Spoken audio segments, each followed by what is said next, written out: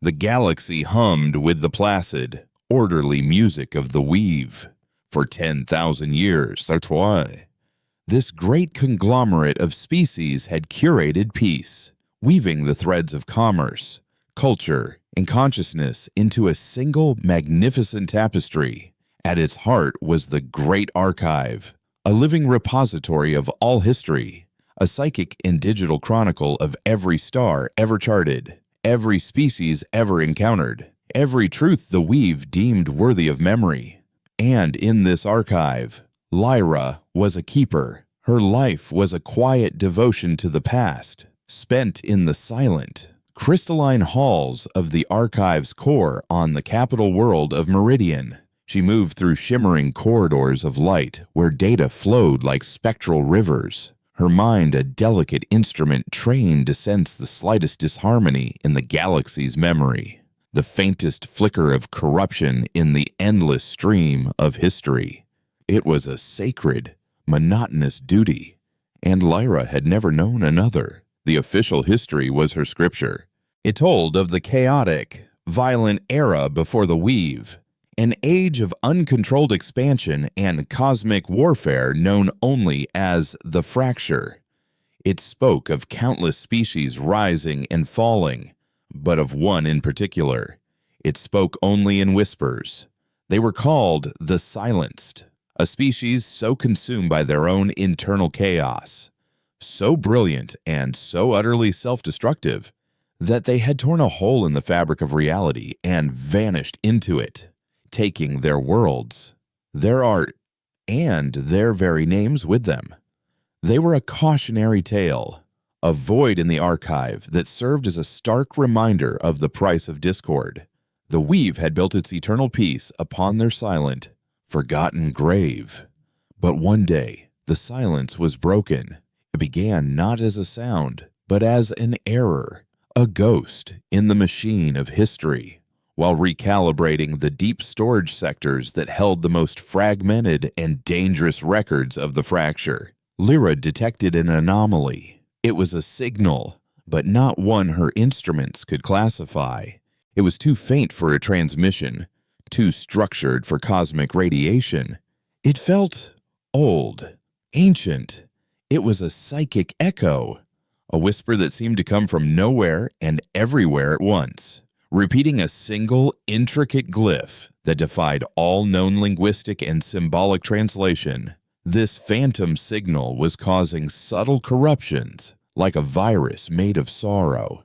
Memories in the archive were beginning to fray at the edges. Timelines flickered, dates shifted by microseconds, and the recorded emotions of long-dead beings would momentarily curdle with a feeling that wasn't their own, a profound and inexplicable loneliness.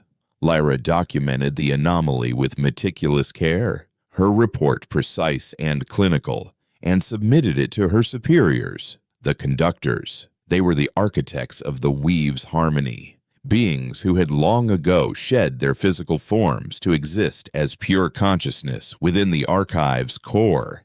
Their reply was swift and dismissive. It was data entropy, they explained, a predictable decay in the oldest and most volatile records. The fracture was an era of psychic trauma. Echoes were to be expected. They instructed her to isolate the corrupted sectors and cease her investigation. Her focus better spent on maintaining the integrity of the present, not chasing phantoms from a dead past. Their tone was placid, almost gentle, but beneath it lay the unyielding iron of dogma. The weave was perfect. Its history was complete. There was nothing more to learn from the ashes of the silenced. But Lyra couldn't let it go. The signal resonated with something deep inside her, a dormant string in her soul that vibrated with a strange and unsettling familiarity. The glyph it broadcasted haunted her sleep, a beautiful, tragic shape that felt more like a memory than a mystery. Defying the conductor's decree was unthinkable. It meant risking disconnection from the weave's collective consciousness, a fate akin to exile and madness. Yet, the thought of ignoring the signal felt like a greater betrayal, a betrayal of the truth itself, the very principle she had sworn to keep. So, She began to work in the shadows, using her intimate knowledge of the archive's hidden pathways to create a shielded partition where she could study the anomaly without being detected. The signal was a lock, and she needed a key. There was only one person she knew who might possess it. His name was Kyle, a grizzled Orphean historian who had been cast out of the Keeper's Order decades ago. Kyle was a heretic, a man who believed the Weave's history was not a perfect chronicle, but a carefully curated lie. He lived now in the underbelly of Meridian, a labyrinth of rusted metal and flickering neon. His body a patchwork of obsolete cybernetics. His mind a fortress against the Weave's pervasive harmony. Finding him was a descent into a world she had only read about. The air was thick with unfiltered scents. The sounds were a cacophony of competing languages and machines, and the minds of the people were closed off, private, beautifully chaotic. Kyle's workshop was a cluttered den of forbidden knowledge, filled with physical data slates, outlawed texts, and humming devices that shielded his thoughts from the Weave.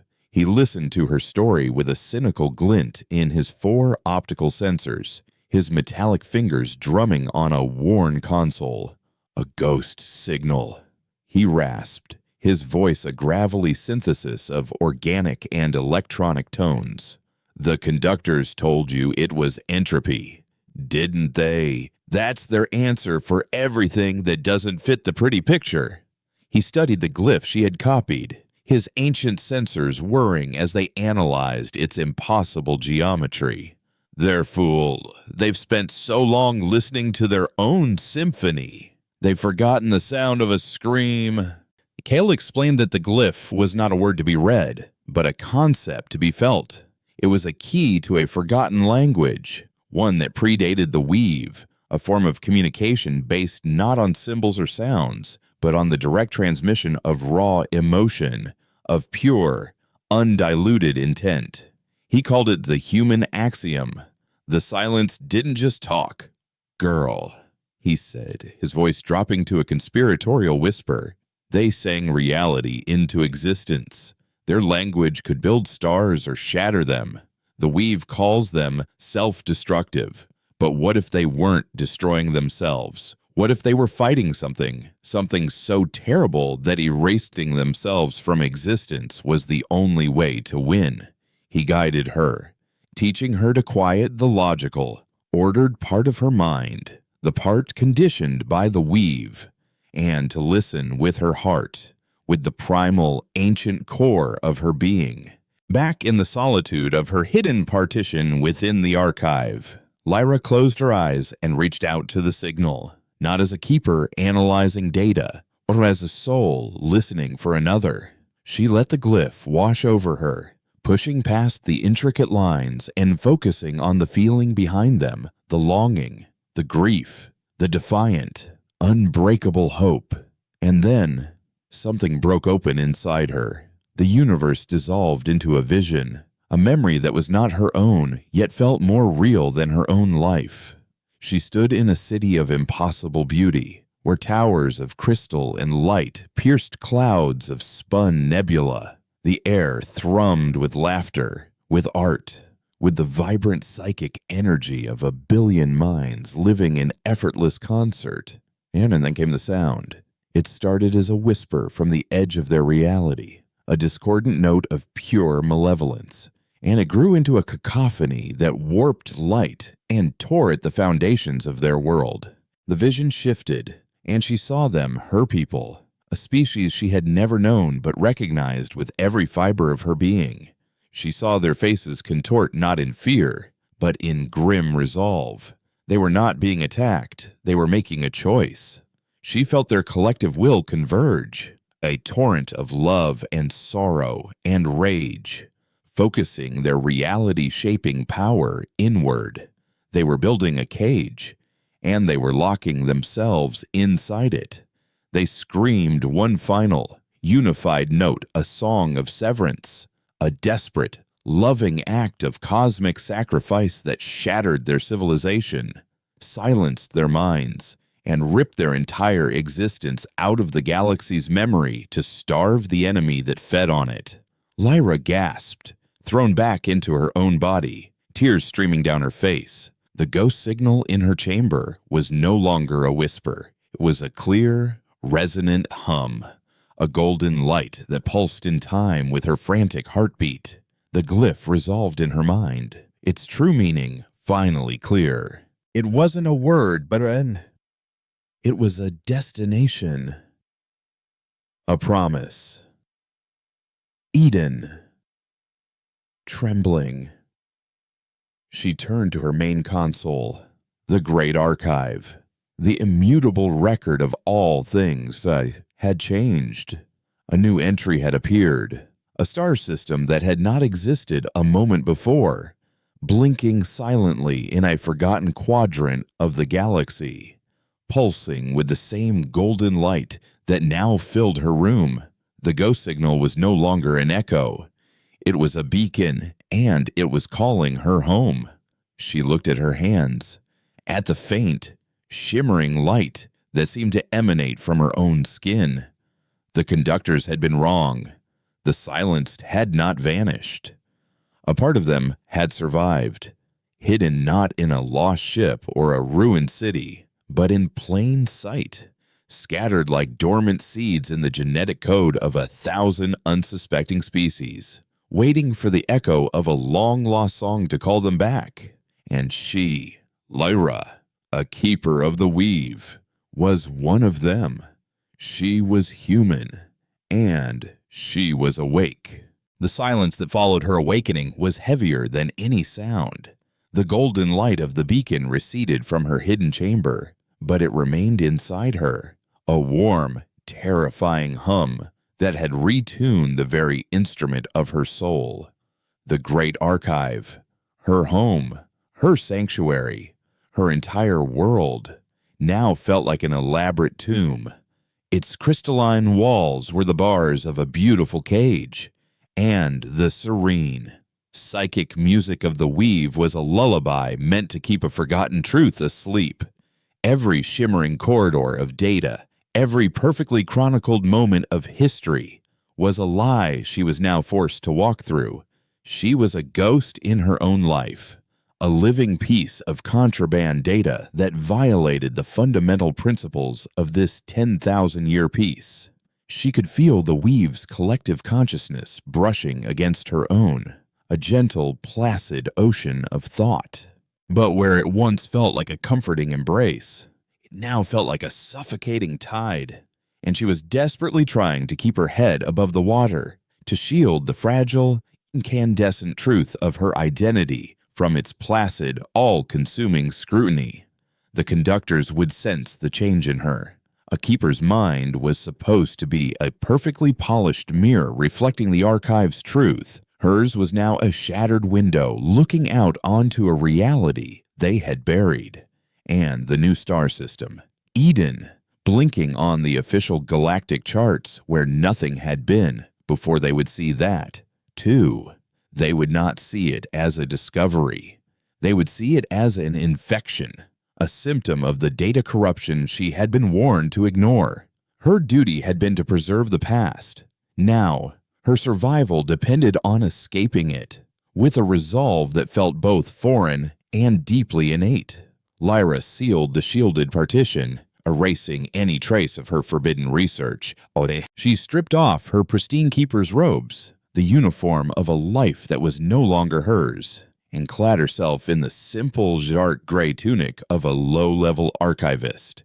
Every instinct screamed at her to run, but she forced herself to walk, to match the placid, unhurried rhythm of the archive. To the outside observer, she was just another servant of history moving through the halls. But inside, a supernova was erupting.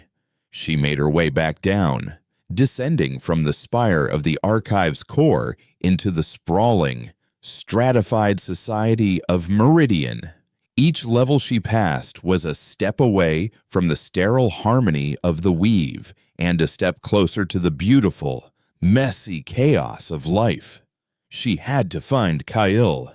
He was the only one who had not looked at her like a malfunctioning piece of equipment. He had looked at her like a person, and right now, she needed to remember what that felt like. The descent into the underbelly felt different this time. Before, it had been a foray into a foreign land. Now, it felt like a homecoming. The cacophony of unfiltered thoughts, the clash of 1,000 different cultures and desires, the sheer, untamed vitality of it all. It no longer felt alien. It felt like the messy, vibrant, imperfect chorus of life that the Weave had tried to orchestrate into a single, monotonous note. Kael's workshop was a pocket of defiant silence in the din. When she entered, he was hunched over a sputtering hollow projector, his cybernetic eye casting a red glow on his weathered face. He didn't look up.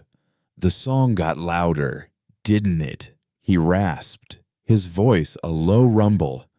I felt it, a tremor in the great lie. Something woke up. Lyra stood before him, trembling, the words catching in her throat. They weren't silenced, she whispered. They were human. I am human. Kael finally turned, his 4 optical sensors focusing on her with an intensity that pierced through her fear. He saw not the timid keeper from before, but a woman standing on the precipice of a new existence. A slow, metallic smile creased his lips. I know, he said softly. The moment you showed me that glyph, I knew. It's a genetic marker, a psychic fingerprint. The Weave thinks they scattered our kind to the cosmic winds, breeding us out of existence. They didn't realize they were just planting seeds. It was then that a new presence entered the room. It wasn't physical. It was a thought, cool, calm, and impossibly vast, that pressed in on them from all sides. It was the voice of the Weave, but more focused, more personal. Lyra. It seemed to whisper, not in her ears, but directly into the architecture of her mind. There has been a synaptic irregularity in your sector, a cascade of corrupted data.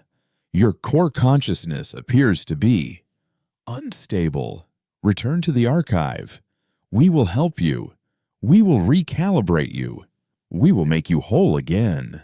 Lyra flinched, a wave of nausea washing over her as the psychic pressure intensified. The voice was so reasonable, so soothing. It promised peace, a return to the comfort of blissful ignorance. It was the most insidious poison she could imagine. They've found you, Kael growled, his cybernetics whirring as he activated the dense network of psychic dampeners that lined his workshop. The oppressive presence lessened, but it didn't vanish. It was waiting just outside the door, a patient predator. That's an inquisitor, he explained, his tone grim. A conductor specialized in mental hygiene. He's not talking to you. He's trying to rewrite you. He sees you as a bug in the code. The Inquisitor's voice returned, its placid tone now laced with a thread of cold disappointment. The anomaly is resisting. The corruption is deeper than anticipated. Lyra, this is your final opportunity to comply. Harmony must be maintained. It was a command disguised as a kindness. Lyra felt her own mind, the mind of a keeper trained to obey, begin to buckle. But then she felt the other thing, the warm hum of her awakened bloodline. She thought of the vision, of the city of light, of the faces of her ancestors filled with love and resolve as they sacrificed everything. That memory, that truth, was an anchor. She focused on the feeling of their defiance, the raw, untamed power of their grief and their hope, and pushed back. For a fleeting moment, she felt the Inquisitor's vast consciousness recoil, startled, as if it had touched a live wire. She had not attacked it, but she had asserted her own reality, her own truth. And in the sterile world of the Weave, that was the ultimate act of aggression. Good girl, Kael breathed, a flicker of pride in his weary eyes. But we have to move. Now! He won't send his constructs into the underbelly unless he has to too much chaos. It interferes with their control network, but he'll seal the upper levels. There's only one way out. The old subtransit lines. They lead to the salvage docks. We need a ship. One that can fly without the weave holding its hand.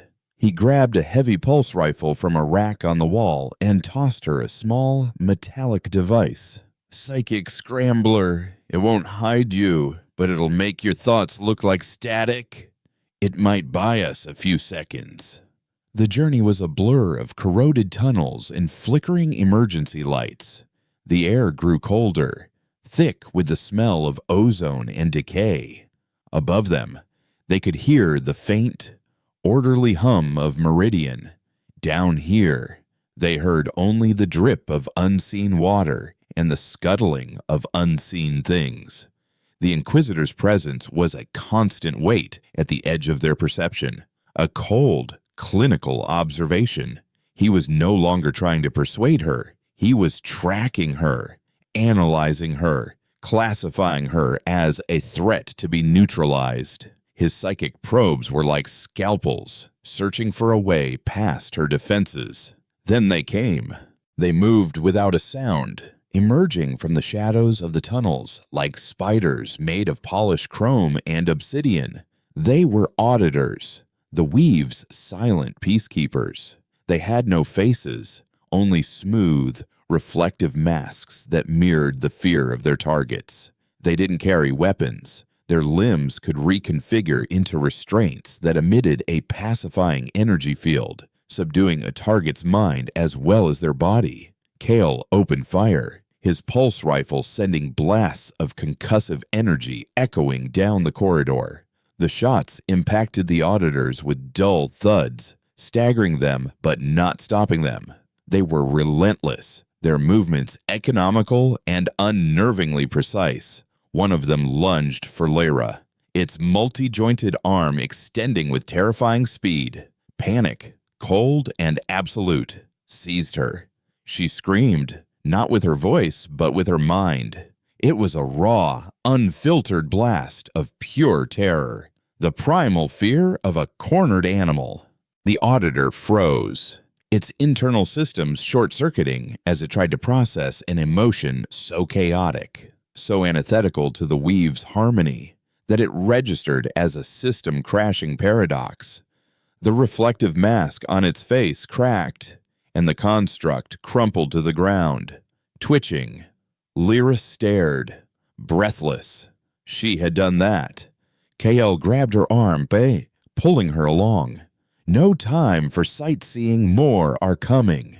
They ran deeper and deeper into the guts of the world, the silent chrome hunters always just a few steps behind. Lyra's power, raw and untamed, flared in response to her spiraling emotions. A wave of despair caused the tunnel lights to flicker and die, plunging them and their pursuers into absolute darkness.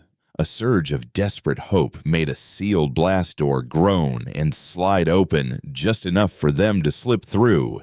It was like she was a conduit for a storm she couldn't control. She wasn't wielding power. She was power, and it was tearing her apart even as it saved her. Finally, they burst out into a cavernous space that smelled of burnt fuel and ionized metal.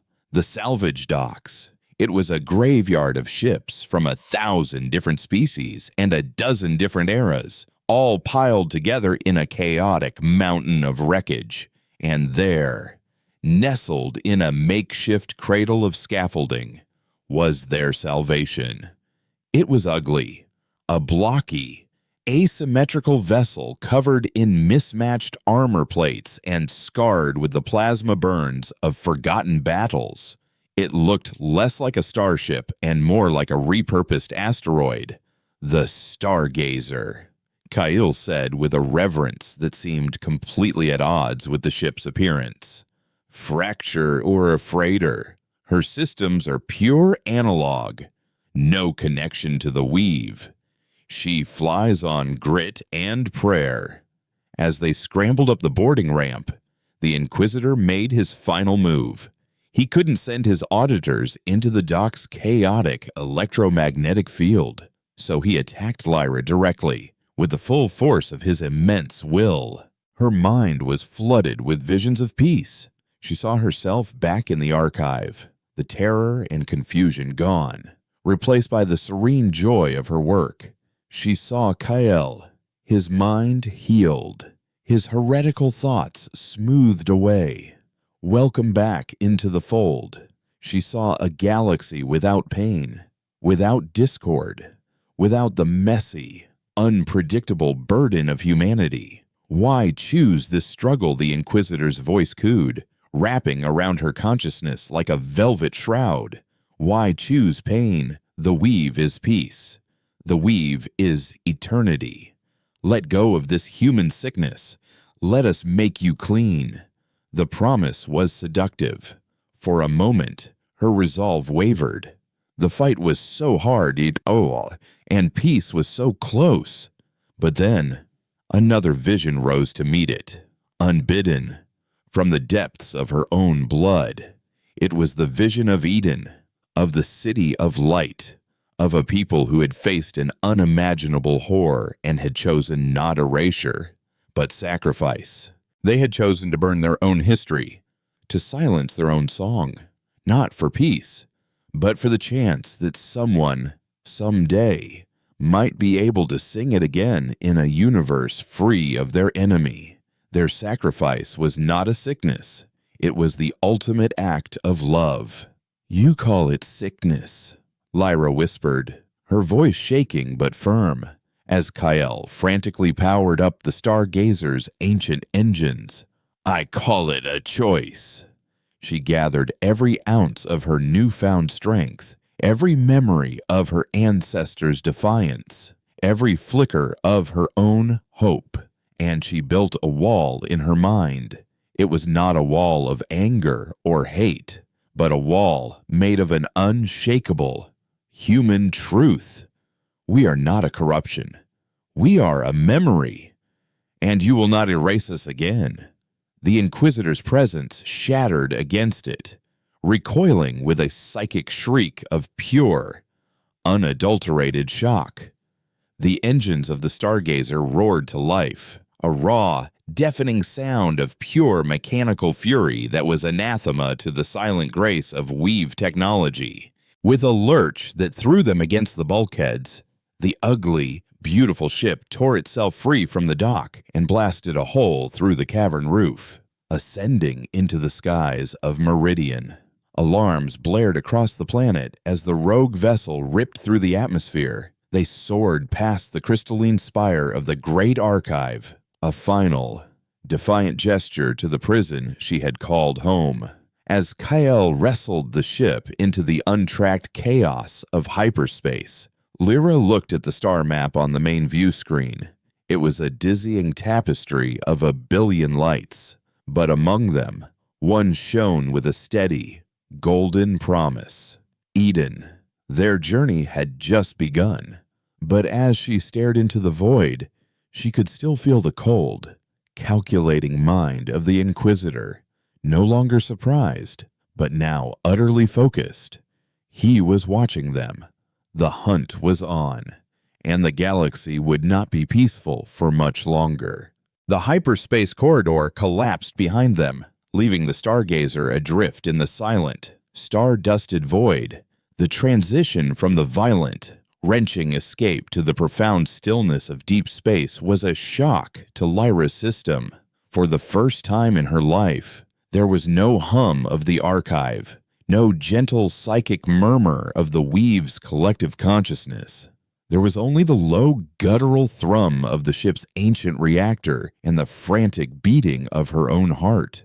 She was untethered, a single, discordant note in a galaxy of enforced harmony, and the sheer, terrifying freedom of it was overwhelming. Kyle was at the control, his cybernetic fingers dancing across a console of physical switches and glowing vacuum tubes. He navigated not by the Weave's pre-charted, sanitized routes, but by instinct and by the ghost-like echoes on his long-range resonance scanner, reading the subtle gravitational tides and stellar winds that the Weave's perfect systems deemed irrelevant noise.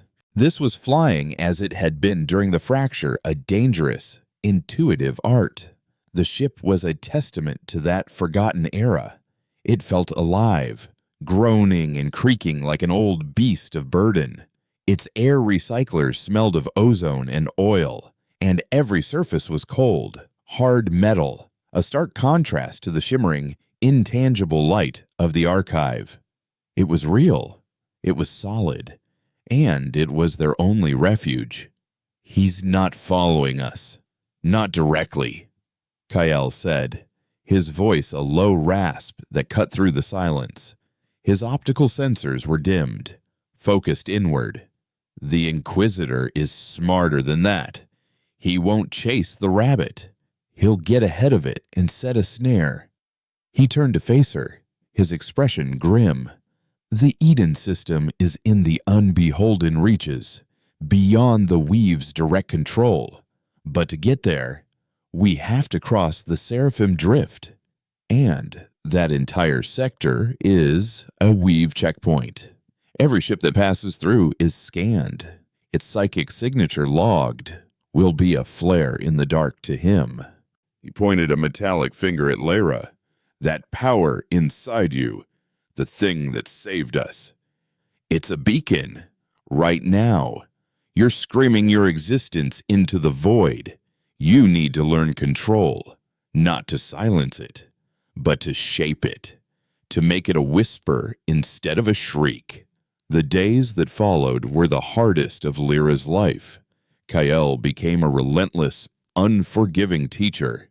He took her down to the ship's humming reactor core, a chaotic knot of magnetic coils and raw, barely contained energy. The Weave teaches that power is control, order, the subjugation of chaos, he said, his voice echoing in the chamber.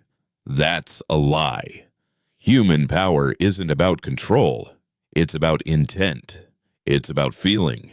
Your mind is the lens, but your heart is the light source. He made her sit for hours, trying to sync her mind with the ship's unruly systems. She wasn't to command it. She was to listen to it, to feel the flow of energy through its corroded veins, to understand its aches and its rhythms, and to gently nudge it, not with logic, but with emotion. Her first attempts were disastrous. A surge of frustration caused a power conduit to overload, plunging half the ship into darkness. A flicker of fear made the navigation system glitch, sending them into a momentary stomach-churning spin. The power was a wild thing, tethered to the messy, unpredictable storm of her emotions. The Inquisitor's voice would often bleed through at the edges of her concentration, a cold, clinical whisper in the back of her mind. "See how it fails you, this human chaos. It is a flaw in your design. Let us correct it." She would recoil, her concentration shattering, her head pounding. "He's using your doubt against you," Kyle said, his tone uncharacteristically gentle as he placed a hand on her shoulder. "He's trying to make you afraid of yourself." And it was during one of these sessions, and as she struggled against another wave of psychic static from her pursuer, that she finally broke. "Why are you helping me?" she cried, tears of frustration streaming down her face. "What are the humans to you? You're an Orphean." Kyle was silent for a long moment, his gaze lost in the swirling plasma of the reactor core. "My family were historians," he began, his voice barely a whisper. "Real historians. They collected forbidden knowledge from the fracture. They believed the Weave's official history was a fabrication designed to legitimize its power. They found fragments, whispers of a species called humanity, that hadn't self-destructed but had made a stand against a consuming darkness. They were close to the truth." His metallic fingers clenched into a fist. The Inquisitors came. They didn't kill them. That would have been a mercy. They recalibrated them, wiped their minds, erased their curiosity, their love of the truth. My parents became placid, content servants of the archive, their eyes empty. They didn't even recognize me. The weave didn't just silence the humans, it silences anyone who dares to remember them. He looked at her, and for the first time, she saw past the cynical old heretic to the grieving sun beneath. I'm helping you, because your fight is my fight. Because I want to see the galaxy remember what it feels like to have a choice. His story was a key. It unlocked something in Lyra. Her fight was no longer just for her own survival, or even for the memory of a lost people. It was for him. It was for every mind the weave had ever smoothed over, every inconvenient truth it had ever polished away. Her intent, for the first time, was not muddied by fear or doubt. It was a pure, focused point of defiant empathy. She reached out to the stargazer's core, not with a command, but with a feeling, a sense of shared purpose, of two broken things finding strength in each other. The ship responded. The hum of the reactor deepened, its rhythm syncing with her heartbeat. The lights on the console before her glowed with a steady, warm light. She could feel every system, every circuit, not as a machine, but as an extension of her own body. She was the ship, and the ship was her. As they approached the Seraphim Drift, KL guided them away from the main, patrolled hyperspace lanes. We're going through the Veil, he said, pointing to a region on the star map that was a chaotic swirl of gravitational anomalies. It's a shortcut, but it's unstable. A graveyard of old fracture-era warships that tore holes in space-time when they died. The Weave's ships can't navigate it. Their systems are too rigid. But a ship that can feel its way through, a ship with a human heart. The Veil was a nightmare. Space itself seemed to warp and twist around them. Ghostly images of ancient, shattered dreadnoughts flickered in and out of existence. The stargazer groaned under the strain, its hull plates screaming as they navigated the treacherous currents. And it was here, in the heart of the chaos, that the Inquisitor laid his trap. It wasn't an ambush of ships, but an ambush of the soul. The Inquisitor used the instability of the Veil as an amplifier, projecting a psychic illusion directly into Lyra's mind with devastating force. Suddenly, she was no longer on the bridge of the Stargazer. She was back in the Great Archive, but it was different. It was warm, welcoming. Kyle was there, his cybernetics gone, his face smooth and smiling. He was a conductor now, his mind part of the Weave's perfect harmony. We were wrong, Lyra, he said, his voice the placid chime of the Weave itself. This is peace. This is truth. The struggle is over. Come home. The illusion was perfect, crafted from her own deepest desires for safety and belonging. The fear, the loneliness, the crushing weight of her new reality, it all vanished, replaced by a blissful sense of peace. She could feel the Inquisitor's consciousness gently probing, offering to take her pain away, to smooth over the jagged edges of her human identity and make her whole again. She began to lower her mental walls, the promise of relief so overwhelmingly seductive. But as the illusion of Kyle reached out to take her hand, she noticed something wrong. His eyes, they were empty. The fire, the grief, the defiant spark that made him Kale, it was gone. It was the same emptiness she had seen in her vision of his parents. This wasn't peace. It was erasure. You can't have him, she snarled, the words ripping through the illusion. She focused not on fighting the Inquisitor's power, but on the truth of her own pain.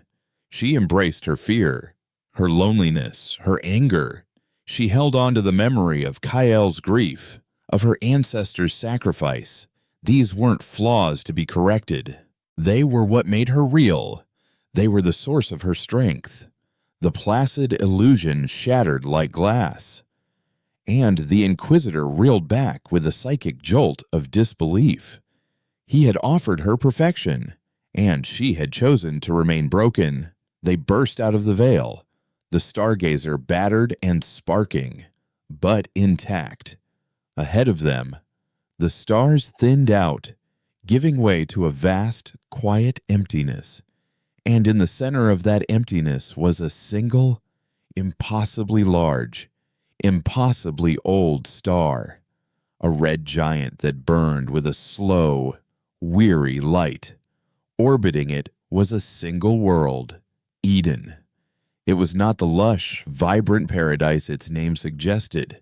It was a sphere of perfect, polished obsidian, its surface crisscrossed with geometric lines of golden light that pulsed with a slow, steady rhythm, like a sleeping heart. There were no cities, no oceans, no clouds. It was a construct, a planet-sized machine built with a purpose that defied imagination. As they approached, the world seemed to react to their presence. The golden lines on its surface pulsed faster, and a section of the obsidian sphere receded, opening a channel that led deep into the planet's core. It was an invitation. Kael guided the stargazer into the channel, their small ship dwarfed by the scale of the ancient architecture. They descended for miles through a silent, golden-lit tunnel until they emerged into a cavern at the very heart of the world. Suspended in the center of this immense space was a single, shimmering spire of crystal.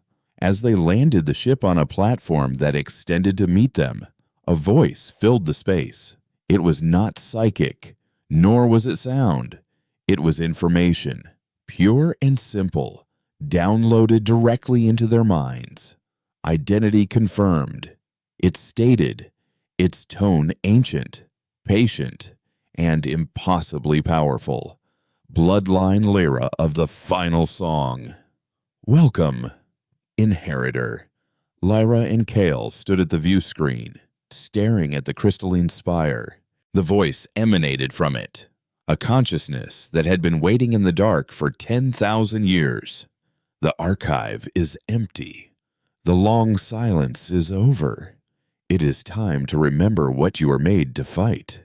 The spire pulsed with a brilliant, golden light, and Lyra felt a torrent of knowledge flood her mind, star charts of a forgotten empire, the faces of 1 billion dead, and the chilling, undeniable signature of the ancient enemy her people had sacrificed everything to contain. They hadn't just been fighting a war. They had been guarding a prison, and the Inquisitor, in his hunt for her, was being led directly to the lock. The voice from the crystalline spire, which identified itself as the Warden, was not a being in any sense Lyra could comprehend. It was the operating system of Eden, a sentient archive built not to store history, but to safeguard a single catastrophic truth.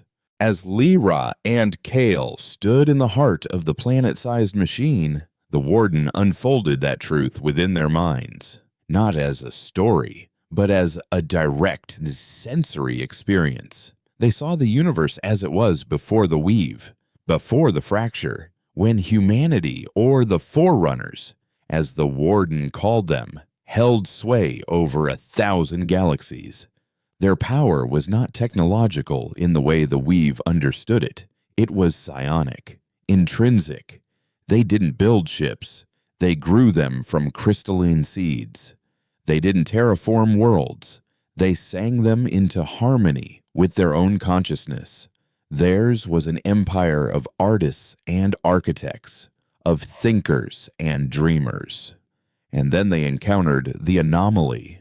It wasn't a species or an empire. The warden had no name for it, referring to it only as the static or the consuming cord. It was a form of non-life, a psychic contagion that propagated through consciousness. It didn't conquer, it absorbed.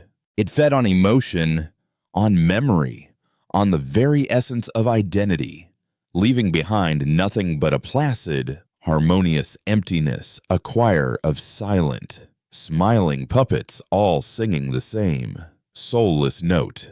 Lyra felt a chill that had nothing to do with the temperature of the chamber. The weave, the consuming cord, wasn't an enemy the Forerunners had defeated. It was an enemy they had failed to contain.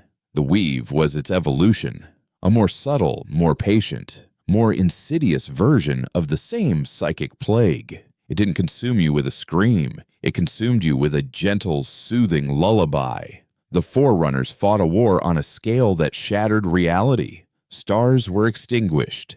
Galaxies were torn asunder. But they couldn't destroy the static. To attack it was to feed it, as it consumed the very emotions of anger and desperation that fueled their fight. So, they devised a final, desperate strategy.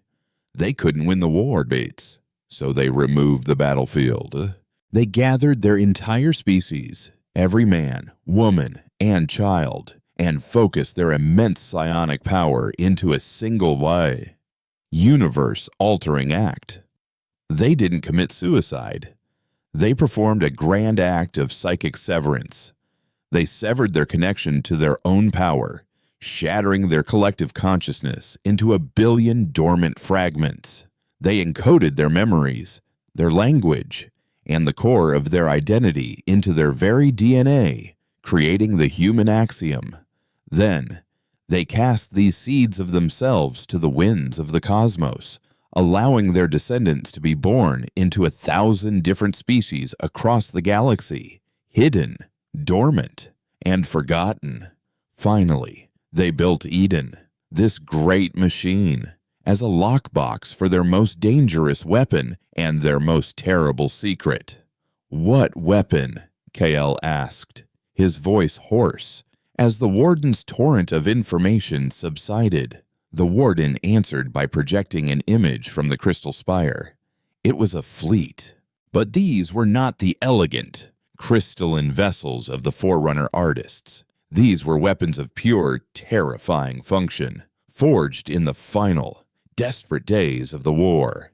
They were called the Echo Fleet, warships designed not to be flown, but to be inhabited by a single powerful psionic mind.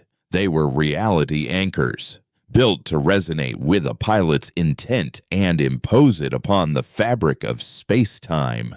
They weren't just ships, they were psychic amplifiers, capable of broadcasting a single, defiant truth so loudly that it could shatter the harmony of the consuming cord.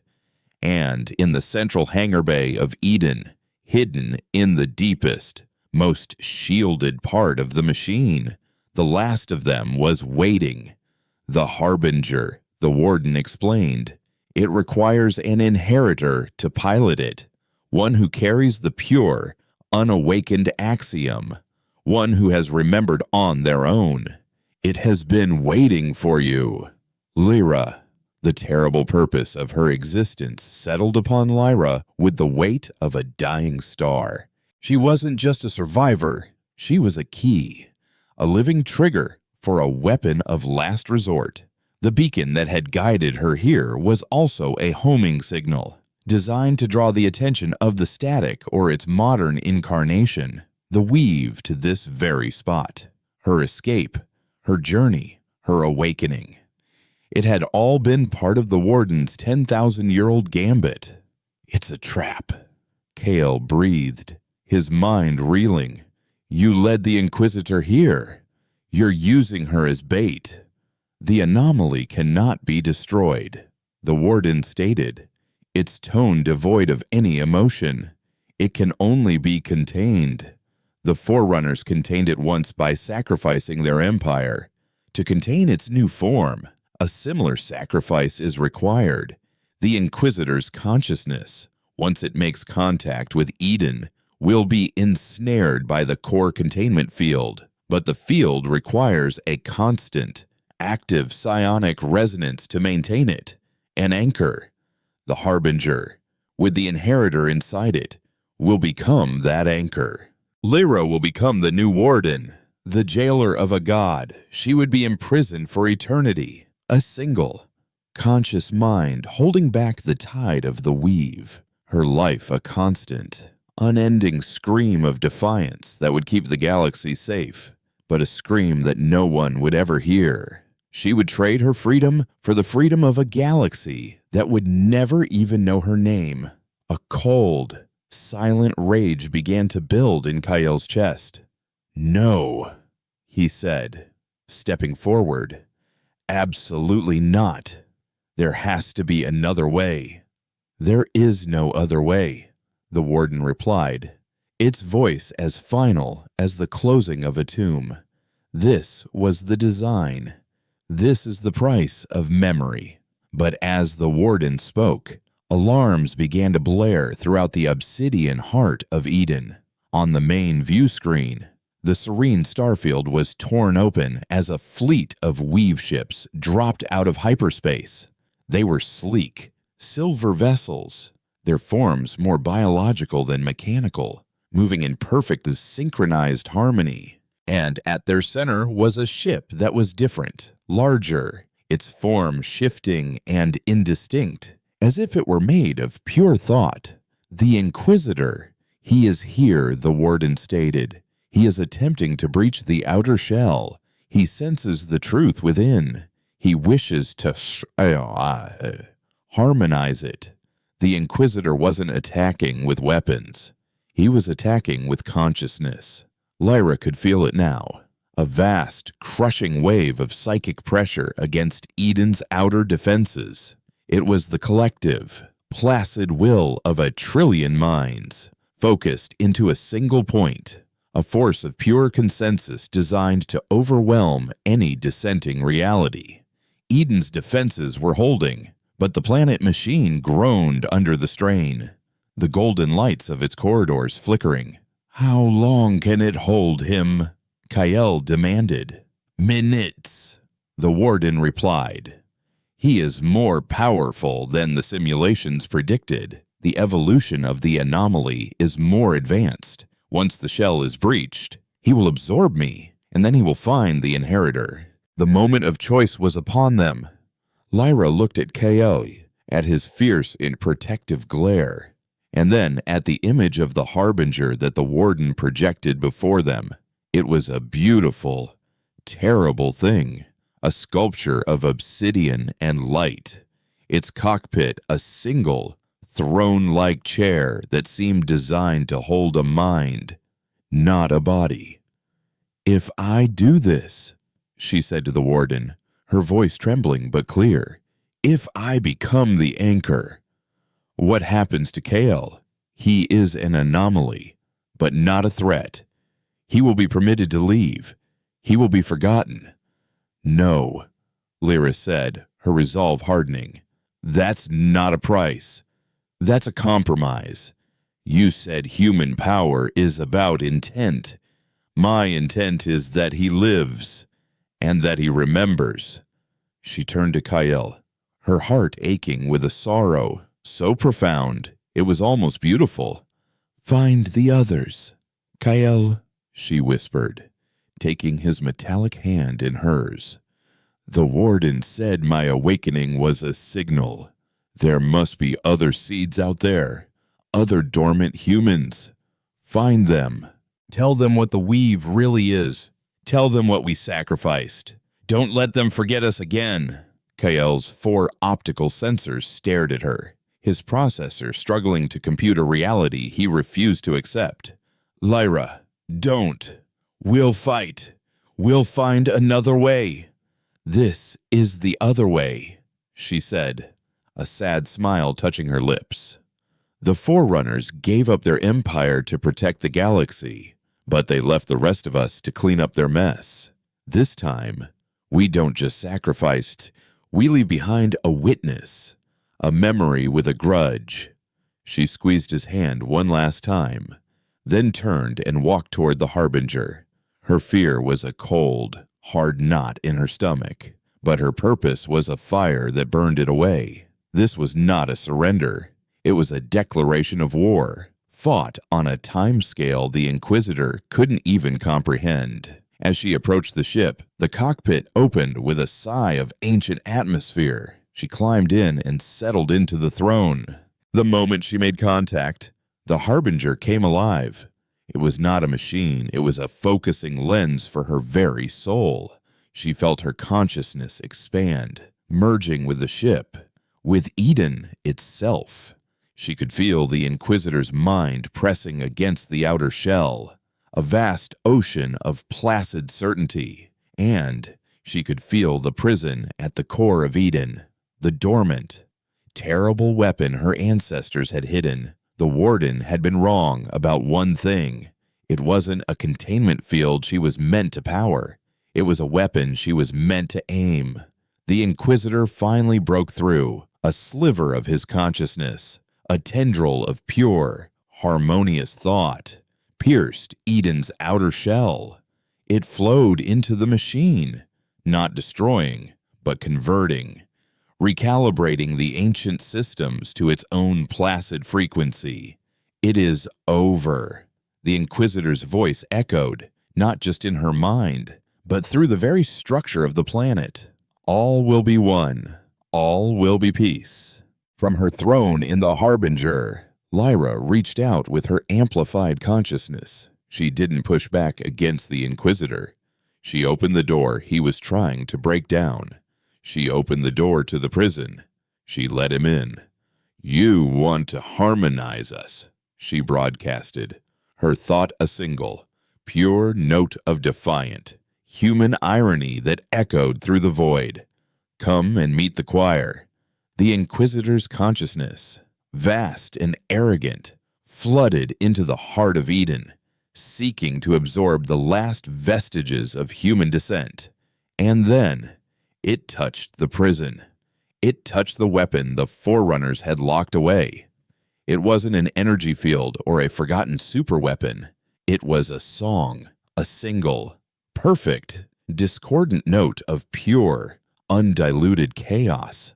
The original scream of individuality, the anthem of the self, the one concept the consuming cord could not absorb, the one truth that could unravel its harmony, the static. For 10,000 years, Eden had not been a prison for an enemy. It had been a quarantine for a cure. As the Inquisitor's mind touched it, he did not recoil in horror. He simply stopped.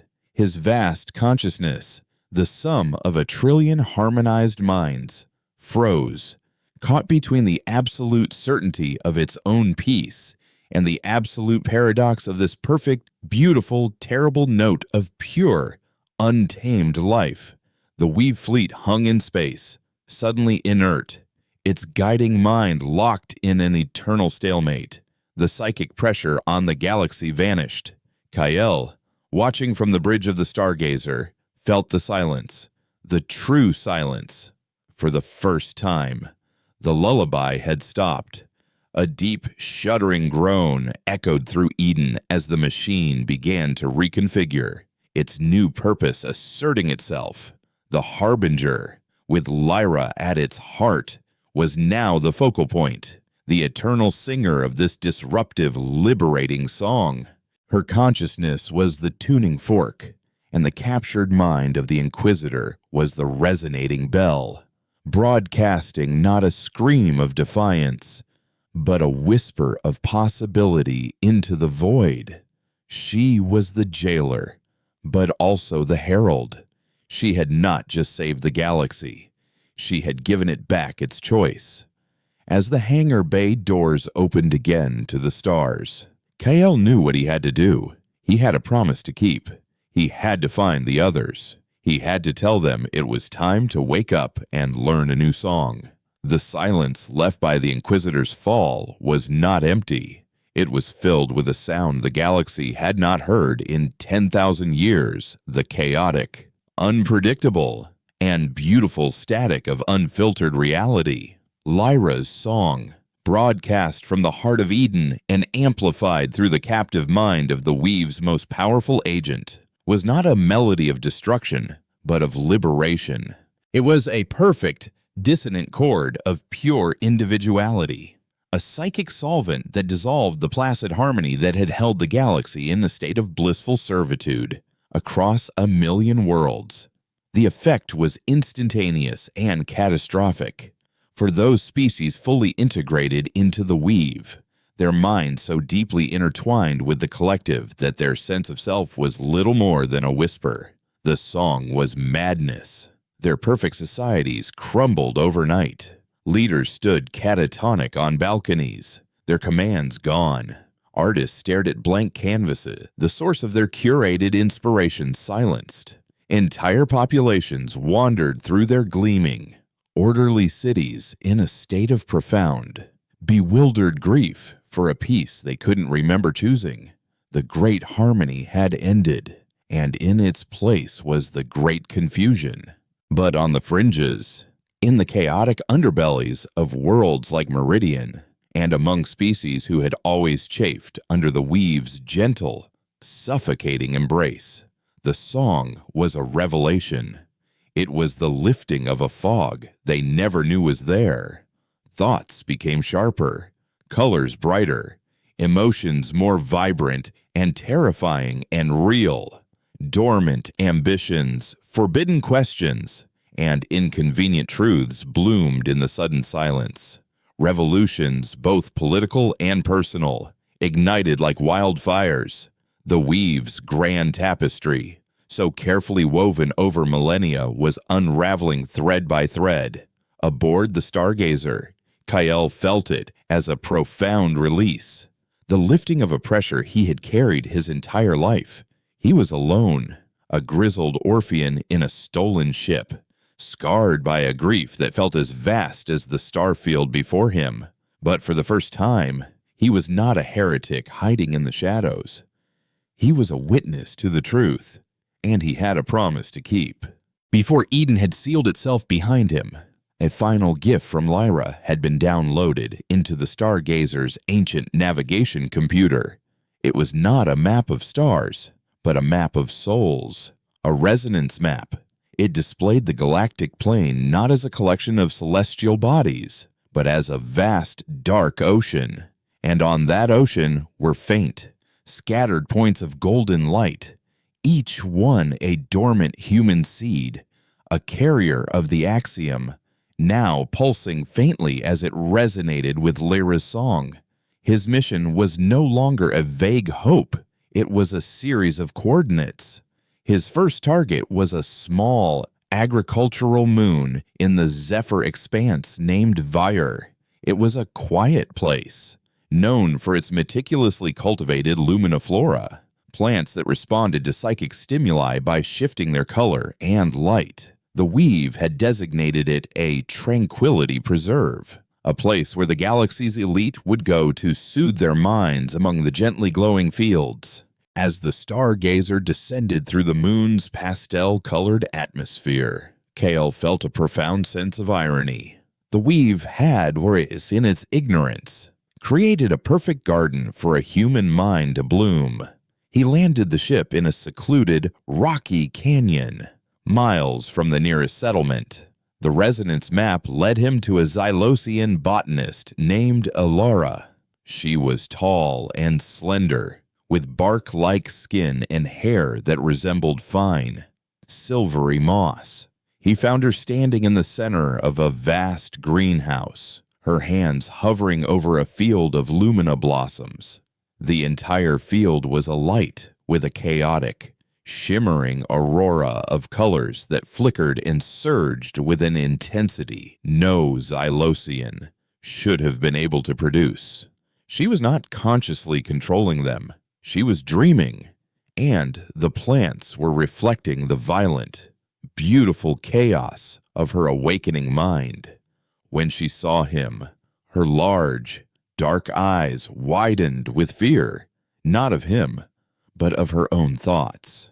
"They won't stop," she whispered, her voice like the rustling of leaves. "The dreams, cities of light, A song that feels like falling. I think I'm going mad. Kael's metallic smile was weary but kind. You're not going mad, he said, his voice softer than he thought possible. You're remembering. He spent the next hour telling her everything. He told her of the Weave's lie, of the Forerunners, of the Static, of Lyra's sacrifice. He spoke of the human axiom, the genetic memory sleeping in her blood. For anyone else, it would have been the ravings of a lunatic. But as he spoke, Alara could feel the truth of it resonating with the dreams, with the song in her soul. She looked at her own hands, at the strange power that was causing the world around her to react to her emotions, and she wept. She wept for a home she'd never known, for a people she couldn't remember, and for the quiet, simple life that had just been stolen from her. Her awakening was not a glorious revelation. It was an agony, the painful grafting of a lost, epic history onto a peaceful, unassuming life. But they did not have the luxury of time. Even with the Inquisitor trapped, the Weave was not entirely headless. The other conductors, the architects of the system, were reacting. They could not understand the dissonance, so they classified it. It was a psychic plague, the fracture echo, and those who resonated with it were not awakening. They were infected. Their solution was not recalibration, but quarantine, sterilization. On Kael's scanner, 3 ships appeared in high orbit. They were Weave auditors, but their chrome shells had been refitted with pulse cannons. They were no longer peacekeepers. They were purifiers. "We have to go," Kael said, grabbing his rifle. But as they raced back toward the Stargazer, a squad of auditors descended, their movements silent and precise. They landed between the fugitives and their ship, their featureless masks reflecting the glowing flora. They raised their weapons, not to capture, but to erase. Alara froze, terror overwhelming her. But Kael stood his ground, firing a volley from his pulse rifle. "Get to the ship!" he roared. "I'll hold them off." He was brave, but he was one old soldier against a squad of perfect machines. It would be a short fight, as an auditor leveled its cannon at Kael's head. Something inside Alara broke. It was not courage. Not yet. It was rage. A pure, primal, human rage at the thought of losing the only person who had ever told her the truth. She screamed, and the entire valley of Lumina Flora screamed with her. A blinding, deafening wave of pure, chaotic psychic energy erupted from her, focused through the living network of plants. It was not a controlled attack. It was a tantrum of cosmic proportions. The auditors, designed for a universe of order and predictable responses, were overwhelmed.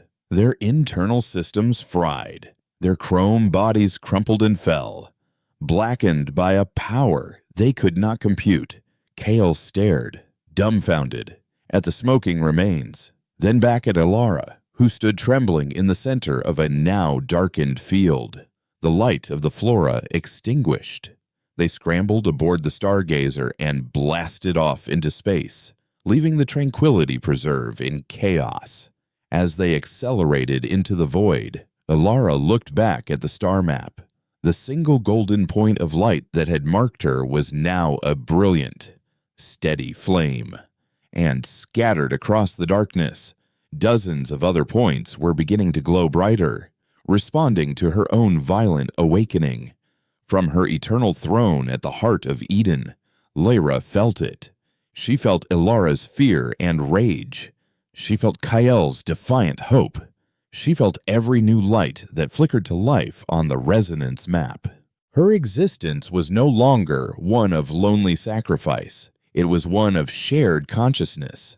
She was the song. And now, finally, others were beginning to sing it with her. The galaxy was broken, violent, and afraid, but it was finally free.